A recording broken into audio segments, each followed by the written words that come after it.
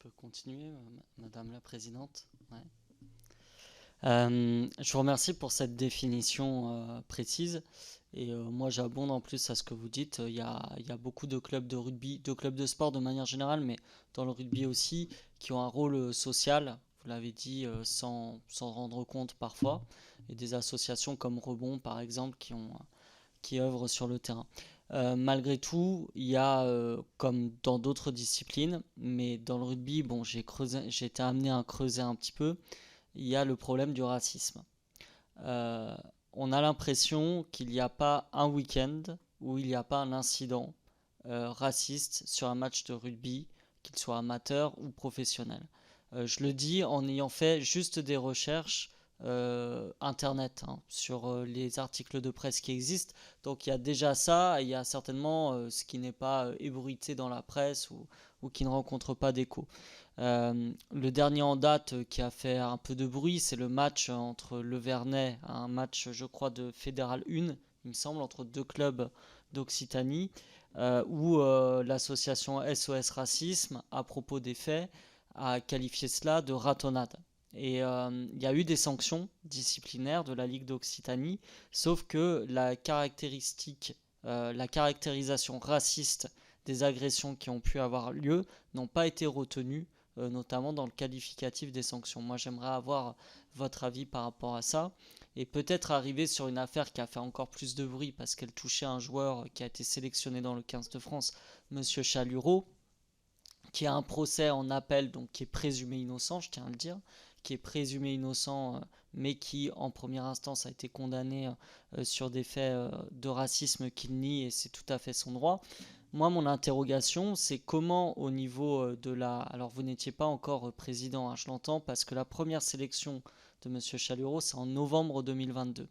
Et en fait, l'interrogation que j'ai, c'est qu'on a un joueur dont on sait qu'il a ce passif-là, et qu'à aucun moment, au moment de sa première sélection, un cadre de communication publique est établi pour que le joueur peut-être s'exprime, donne sa version des faits ou qu'il reconnaisse ou non les faits, mais en tout cas le cheminement qui est le sien, et pour que la Fédération française de rugby, de la même manière, ait un cadre de communication qui lui permette de déminer un petit peu le terrain et de réaffirmer, notamment parmi ses valeurs, l'antiracisme qui lui est cher. Si, donc le racisme n'a pas sa place dans le rugby. Le rugby est un sport d'inclusion par excellence, par essence même au départ, même s'il a été inventé pour des mâles blancs bien éduqués. Dans son ADN, il y a toujours eu une forme de diversité avec des grands, des gros, des moyens, des rapides, des moins rapides, des petits, etc., etc. Et le rugby s'est vraiment ouvert à la diversité. On va dans les quartiers prioritaires de la ville. On se féminise. Il n'y a que 13% aujourd'hui, mais il y a peu de temps, il n'y avait que 8% de licenciées féminines. Et comme je le disais, on est en pointe. On a récemment fait une grosse manifestation, Rugby is my pride. Et la fédération est en pointe du point de vue de son ouverture et de sa diversité. Donc je suis assez fier de ça. Ça, c'est le premier point que je voulais mentionner.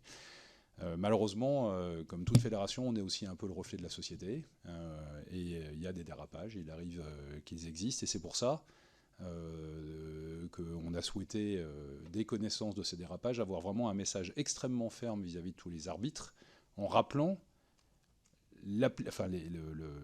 l'arsenal qui était à leur disposition, y compris jusqu'à arrêter les rencontres et en leur disant qu'ils seraient soutenus dans cette démarche. Parce qu'il peut y avoir une certaine appréhension de la part de l'arbitre quand il est confronté à ce genre de problème, de prendre le risque d'arrêter une rencontre. Et donc, voilà, nous, on a voulu rappeler ce point essentiel. Troisièmement,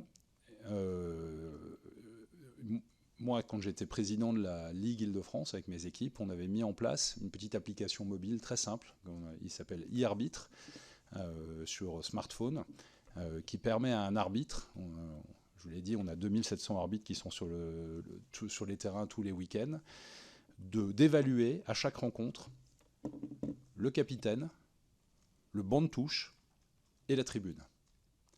Et c'est au-delà de la feuille de match, parce que la feuille de match révèle plutôt ce qui se passe sur le carré, le rectangle vert.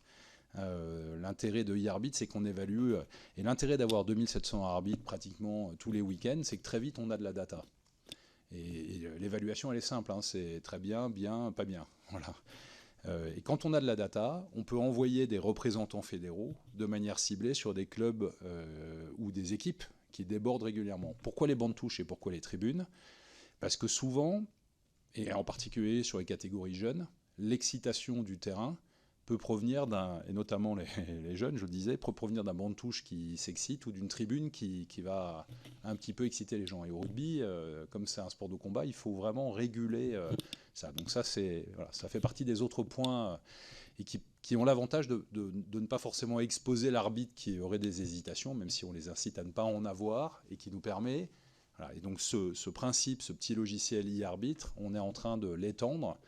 On a demandé ça à notre direction technique de l'arbitrage, à l'ensemble des ligues régionales et pas simplement à la Ligue Île-de-France. Voilà. Et s'agissant de Bastien Chalureau, moi je suis resté sur la même logique qui est la mienne. Il a reconnu des faits de violence pour lesquels il a été condamné. Il a toujours nié les propos racistes. Et donc il y a dans ce pays une loi qui s'appelle la présomption d'innocence. Et donc, dans ma position, même si je n'étais pas président de la fédération la première fois qu'il a été sélectionné, mais dans ma position de président de la fédération, une fois que cette affaire a été révélée beaucoup plus tard, en mentionnant les propos racistes, moi, il m'a semblé que dès lors qu'il niait les propos et qu'il y avait une enquête en cours, il fallait, même chose que pour l'affaire dite Laporte, même chose que pour la signature du contrat Altrad, respecter la présomption d'innocence et que des décisions seraient prises si, par contre, il y avait condamnation.